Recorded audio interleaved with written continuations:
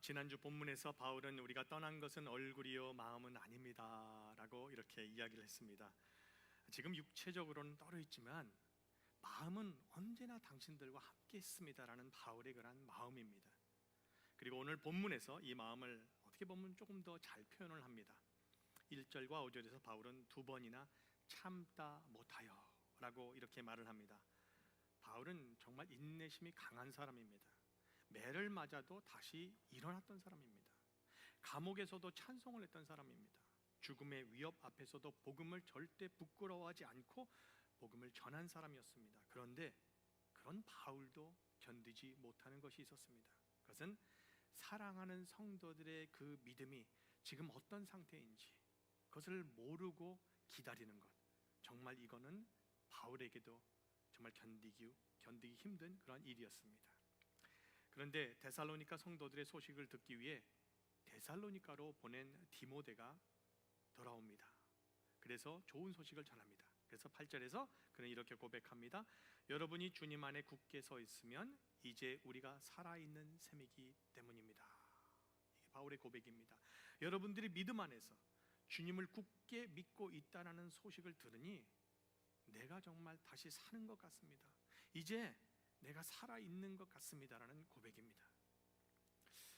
옛날에 정말 오래전에는 시골에서 부모님들이 자녀들을 서울에 보내죠. 그래서 서울로 보내서 성공하라고 보냅니다.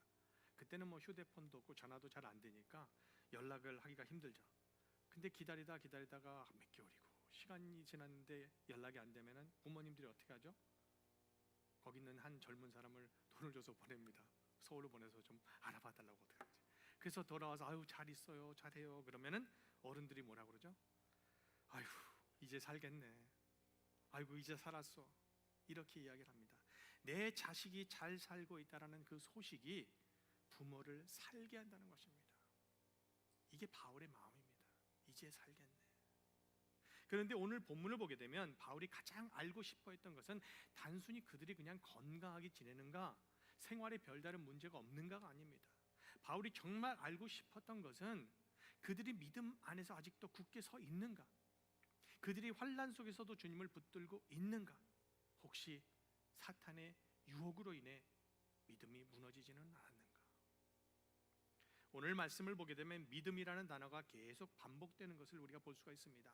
2절에는 디모데가 그들의 믿음을 굳건하게 하고, 또 5절에는 바울이 그들의 믿음을 알아보기 위해 디모데를 보내고, 또 6절에는 디모데가 그들의 믿음과 사랑에 관한 기쁜 소식을 가져옵니다. 7절에는 바울이 그들의 믿음으로 인해 위로를 받고, 10절에는 바울이 그들의 믿음에 부족한 것을 보충해 주기 위해 기도한다고 이야기를 합니다. 오늘 본문의 중심은 바로 분명합니다. 환난 가운데 우리의 믿음이 어떻게 굳게 설 수 있는가입니다. 그래서 오늘 말씀을 통하여 두 가지를 함께 생각해 보려고 합니다. 첫째, 환난은 믿음이 실패했다는 증거가 아니라 믿음의 기초가 드러나는 그러한 자리라는 것입니다. 데살로니가 교회는 개척된 지 얼마 되지 않은 교회였습니다. 성도들로 이제 주님을 구주로 영접하고 신앙생활을 막 시작한 사람들이 정말 많았습니다. 그런데 이들이 주님을 구주로 영접하자 주변에 반대가 있었습니다. 핍박이 끊어지지 않았습니다.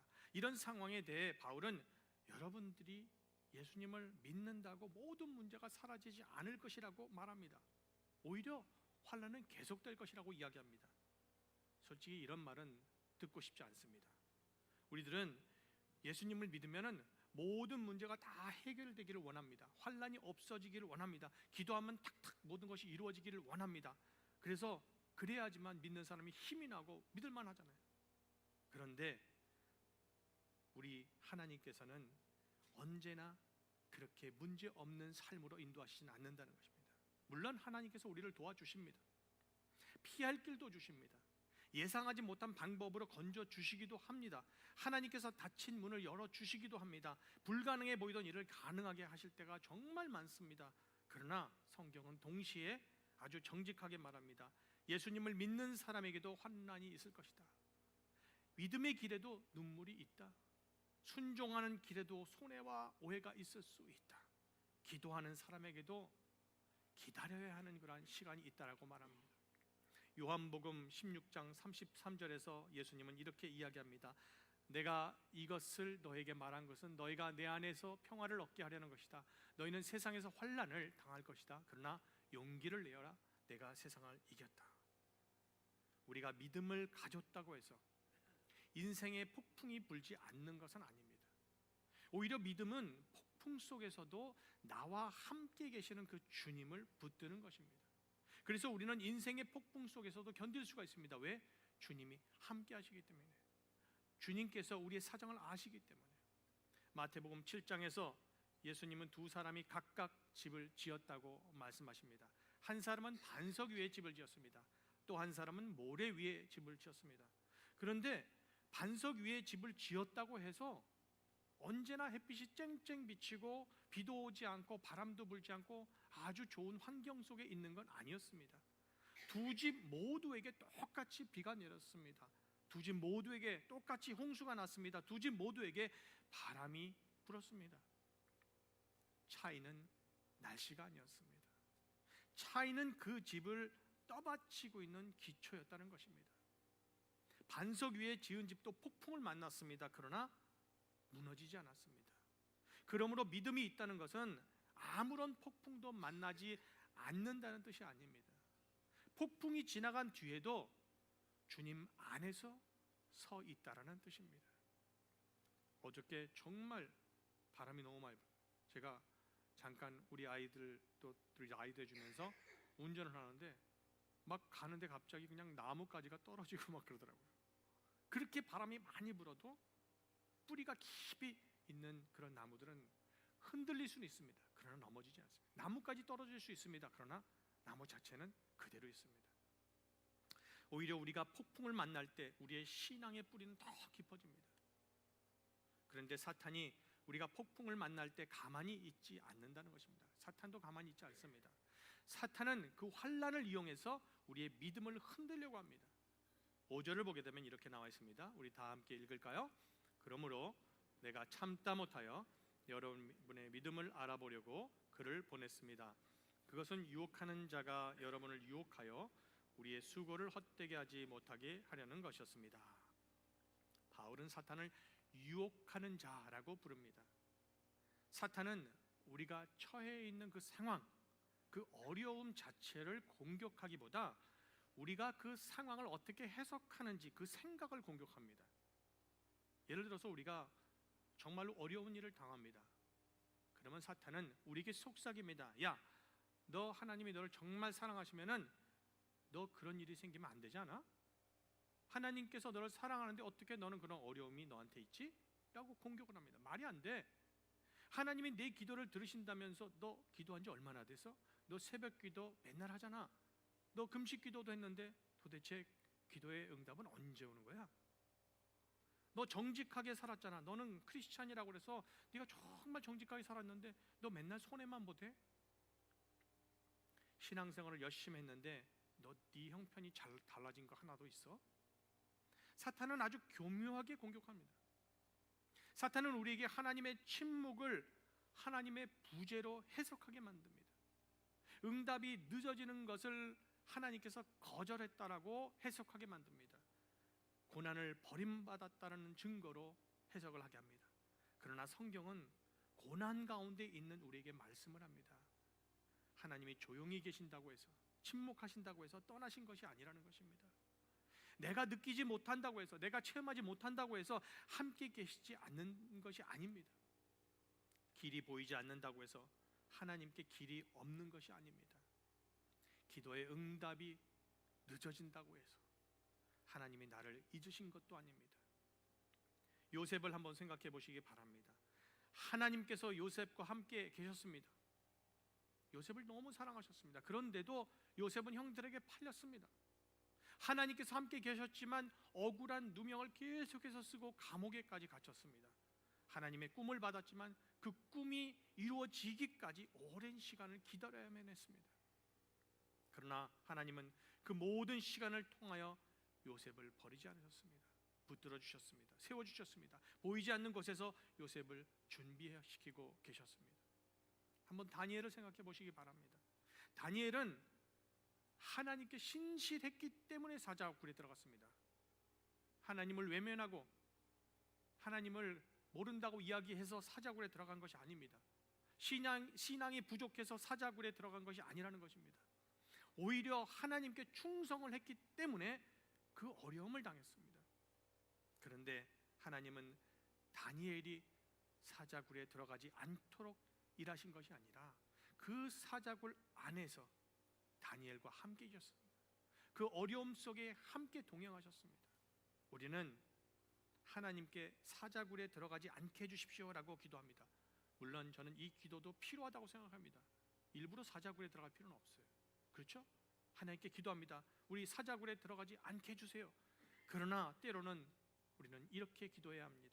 하나님, 제가 사자굴에 들어가게 되더라도 그곳에서 절대 제 믿음이 무너지지 않게 해주십시오. 문제만 없애주시지 말고 문제보다 더 큰 믿음을 저에게 허락해 주십시오. 환경만 바꾸어 주시지 말고 환경 속에서 제 마음을 굳게 세워 주십시오. 사랑하는 성도 여러분, 환난을 만났다고 해서 여러분의 믿음이 실패한 것이 아니라는 것을 꼭 기억하시기 바랍니다. 눈물이 난다고 믿음이 없는 것이 아닙니다. 두렵다고 하나님께 버림받은 것도 아닙니다. 마음이 흔들린다고 모든 것이 끝난 것이 아닙니다. 살아있는 나무가 바람에 흔들립니다. 당연한 일입니다. 그러나 흔들리면서 뿌리가 계속 더 깊어질 수 있습니다. 중요한 것은 한 번도 흔들리지 않는 것이 아니라 흔들릴 때마다 누구를 우리가 붙드는가, 누구를 우리가 의지하는가입니다. 환난이 찾아왔을 때 문제만 바라보지 마시기 바랍니다. 문제보다 더 크신 주님을 바라보시기 바랍니다. 왜 이런 일이 생겼습니까? 라는 질문도 물론 필요합니다. 하지만 그 질문과 함께 주님, 이 일을 통하여 제 믿음의 기초를 더 깊게 세워 주십시오 라고 기도할 수 있기를 주님의 이름으로 축원합니다. 둘째, 믿음은 부족함을 숨기는 것이 아니라 보충받을 때 굳건해집니다. 디모데가 데살로니가에서 돌아왔습니다. 그리고 바울이 기다리던 소식을 전해주었습니다.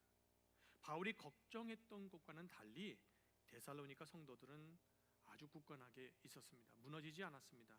그들은 여전히 믿음 안에 있었습니다. 바울은 그 소식을 듣고 얼마나 큰 위로를 받았는지 모릅니다. 물론 그렇다고 해서 데살로니가 성도들의 모든 문제가 해결되었다는 것도 아니었습니다. 그들을 핍박하던 사람들이 사라졌다는 소식도 아니었습니다. 그들이 어려움 가운데서도 믿음을 지키고 있다라는 그러한 기쁜 소식이었습니다. 얼마나 기쁘고 감사한 소식인지 모릅니다. 정말 듣고 싶었던 소식일 것입니다. 그런데 디모데가 그들이 믿음 안에 굳게 서 있다라는 좋은 소식을 가지고 왔지만 바울은 거기서 멈추지 않았습니다. 바울은 그들의 믿음이 이제 완전해졌다고 생각하지 않았습니다. 오히려 밤낮으로 기도하면서 이들의 부족한 부분이 보충되기를 기도합니다. 10절입니다. 우리 다 함께 10절을 읽을까요?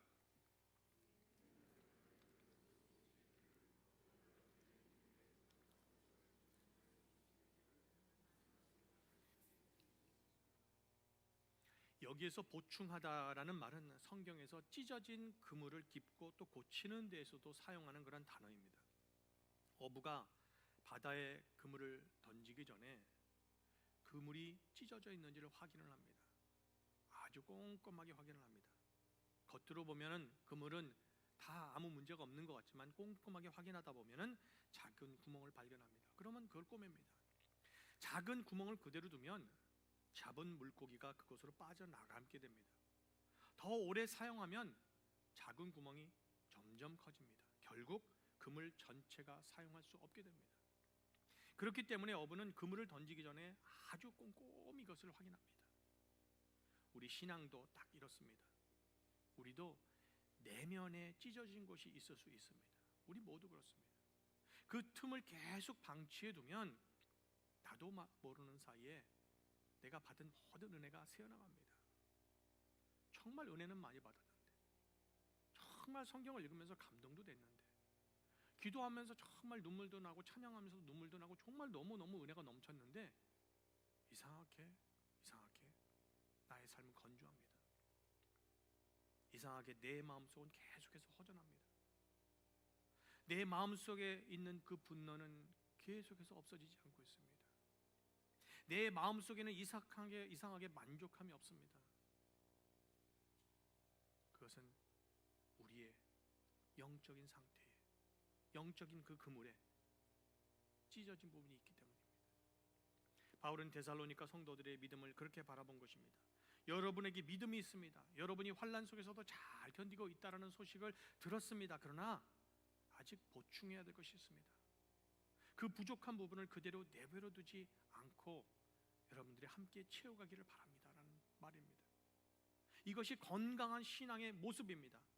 건강한 믿음은 그냥 야 나는 부족한 것이 하나도 없어, 나는 굳건한 믿음을 가지고 있어 라고 말하는 것이 건강한 믿음이 아닙니다. 주님, 제 믿음에 아직 부족한 부분이 있습니다. 그것을 보여주시고 채워주십시오라고 기도할 수 있는 것이 바로 건강한 믿음입니다. 교회는 믿음이 완성된 사람들만 모이는 것이 아닙니다. 부족한 믿음을 가지고 와서 말씀과 기도와 성도의 교제를 통하여 서로 돕고 서로 세워주는 것입니다. 그렇다면 우리의 영적인 그물은 어디에서 찢어질까요? 이것은 사람마다 다르다고 생각합니다. 각자 영적인 그물이 찢어진 것이 있어요. 저도 매일 그걸 발견해요. 그리고 또 기도합니다. 또 꿰매요. 또 찢어져요. 어떤 사람은 하나님의 타이밍을 묵묵히 기다리는 것, 이것을 못합니다. 기도하고 나서 금방 두렵습니다. 기도하고 나서 기다리질 못합니다. 그래서 기다림의 그물이 찢어져 있습니다. 그래서 그것으로 계속 은혜가 빠져나갑니다. 또 어떤 사람은 나에게 상처 준 사람을 용서하지 못합니다. 그래서 그 사람을 계속 생각하면서 미움 생각이 됩니다. 그러다 보니까 계속해서 그것으로 은혜가 빠져나갑니다. 어떤 사람은 미래에 대한 불확실함이 있습니다. 기도를 하고 온전히 맡겼는 것 같은데 눈만 뜨면 계속해서 걱정이 생깁니다. 그러다 보니 하나님을 의지하는 것보다 세상을 의지하게 됩니다. 그것으로 은혜가 계속 빠져나갑니다. 여러분들의 영적 그물은 어디가 문제가 있습니까? 그런데 중요한 것은 부족함이 있다라는 사실이 아닙니다. 우리는 다 부족합니다. 그러나 문제는 부족함을 숨기고 그대로 내버려 두는 것이 문제라는 것입니다. 자동차에 경고등이 들어왔는데도 여러분들이 만약에 테이프를 가리고 계속 운전하면 문제가 사라질까요? 문제는 사라지지 않습니다. 여러분들이 자동차 기름을 얼마나 자주 넣는지 모르는데 사람마다 또 그것도 성격마다 틀린 것 같아요. 어떤 사람 빨간불이 들어올 때까지 기다렸다 넣으시는 분도 계시고, 어떤 분들은 그냥 조금만 내려가면 불안해서 넣으시는 분도 계셔요. 그렇죠? 제가 듣기로는 자동차가 빨간불이 들어와도 한 2갤런 정도는 엑스트라로 있다고 합니다. 40마일에서 50마일 정도는 갈 수 있대요. 그게 제가 보기에는 사람들이 그 경고를 갖다 무시하고 계속 달리다가 맨날 차가 쓰니까 제가 보기에는 빨간불이 들어와도 조금 오랫동안 갈 수 있게 차가 그렇게 설계되었다고 누가 이야기를 하더라고요. 믿음의 경고등도 마찬가지라고 생각합니다. 계속 경고가 울립니다. 이상하게 자꾸 은혜가 빠져나가는데 우리는 그것을 무시합니다. 무시하고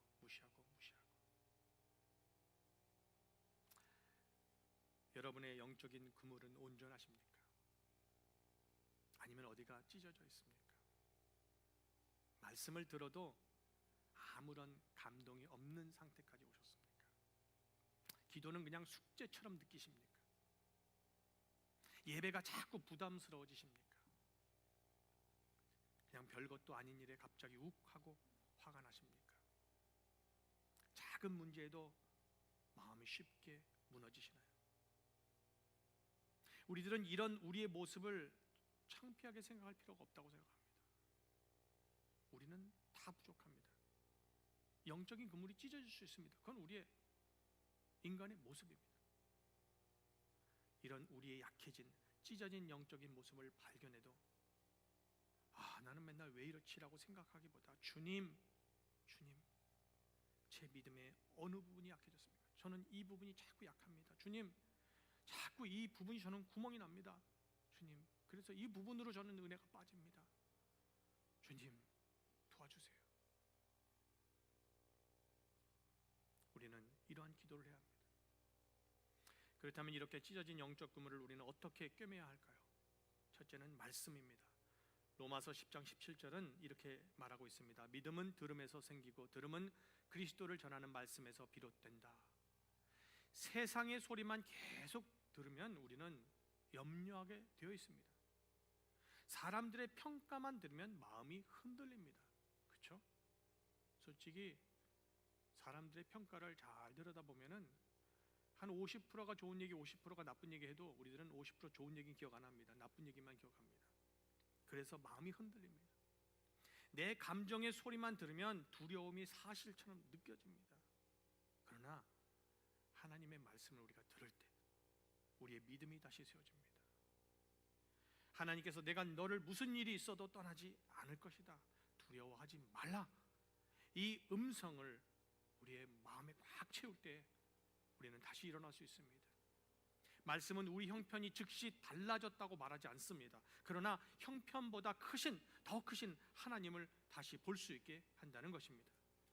두 번째로, 하나님은 기도를 통하여 우리의 찢어진 영적 그물을 꿰매주십니다.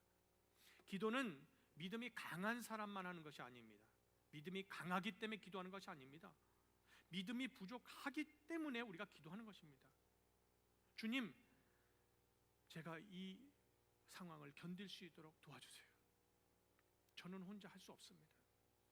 주님, 제 생각을 붙들어 주세요. 자꾸 생각이 왔다 갔다 합니다. 주님, 제 자녀를 제가 붙들려고 하지 않고 주님께 맡길 수 있게 도와주세요. 주님, 지금은 이해할 수 없습니다. 그러나 그래도 주님을 신뢰하기를 원합니다. 기도는 내가 모든 것을 해결할 수 있다라는 선언이 아닙니다. 내가 할 수 없기 때문에 하나님께 도움을 구하는 믿음의 행동입니다. 하나님께 모든 것을 맡기는 것이 바로 기도입니다. 그리고 셋째로, 하나님은 작은 순종을 통하여 찢어진 우리의 영적인 그물을 꿰매주십니다. 우리는 순종하면 아주 거창한 것을 생각할 때가 있습니다. 하지만 그렇지 않습니다. 아주 소소한 일이라도, 아주 작은 일이라도 주님의 말씀에 우리가 순종하는 그 한 걸음을 내디딜 때 우리의 영적인 그물이 치유가 됩니다. 우리가 정말 용서하기 어려워도 한번 기도로 순종할 때, 주님, 용서할 수 있게 힘주세요. 걱정이 되어도 불평보다 감사의 제목을 먼저 찾는 그 순종을 할 때에, 형편이 어려워도, 정말 예배드려 나오는 게 너무 힘들 정도로 어려워도 예배에 나오는 그 예배 자리를 지키는 그 순종을 할 때, 그 작은 순종을 통하여 우리의 믿음의 근육이 자랍니다. 사랑하는 성도 여러분, 여러분의 영적인 그물은 어디가 찢어져 있습니까? 나는 오래 믿었으니 괜찮아, 나는 목사니까 괜찮아, 나는 장로니까 괜찮아. 아닙니다.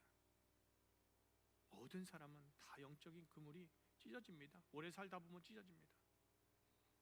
바울은 믿음과 사랑에 관한 좋은 소식을 듣고도 그들의 믿음에 부족한 것을 보충하기 위해 밤낮으로 기도했다고 말하고 있습니다. 우리도 우리의 믿음에 대해 자만하지 않고, 부족할 때 낙심하지 않고, 우리의 찢어진 영적인 그물을 말씀과 기도와 순종으로 다시 채울 수 있기를 주님의 이름으로 축원합니다. 사랑하는 성도 여러분, 믿음이 있다는 것은 우리가 인생을 살면서 한 번도 흔들리지 않는다는 그런 뜻이 아닙니다. 흔들릴 때마다 다시 주님을 붙드는 것이 바로 믿음입니다. 우리에게 환난이 찾아올 수 있습니다. 기도해도 응답이 바로 오지 않을 수 있습니다. 앞길이 보이지 않을 수도 있습니다. 그러나 하나님이 침묵하신다고 우리를 떠나신 것은 절대 아닙니다. 길이 보이지 않는다고 해서 하나님께 길이 없는 것도 아닙니다.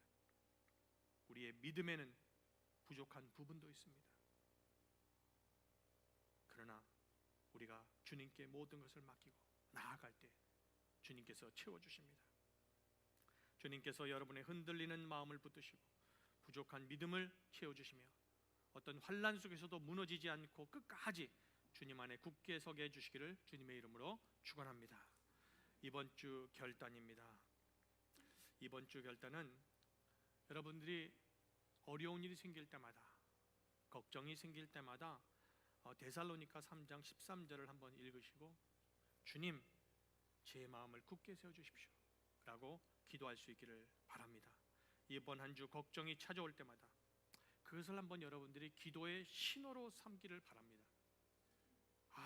어려움이 왔어, 짜증을 내고 불평을 하는 것보다 하나님께서 나보러 기도하는 것이구나, 하나님께서 나를 너무 사랑하셔서 내가 더 하나님께 가까이 가기를 원하시는구나 생각하시고 여러분들 기도하는 시간 되시기를 주님의 이름으로 축원합니다. 우리 370장 주 안에 있는 나에게 1절과 4절 부르신 뒤에 기도하는 시간 갖겠습니다.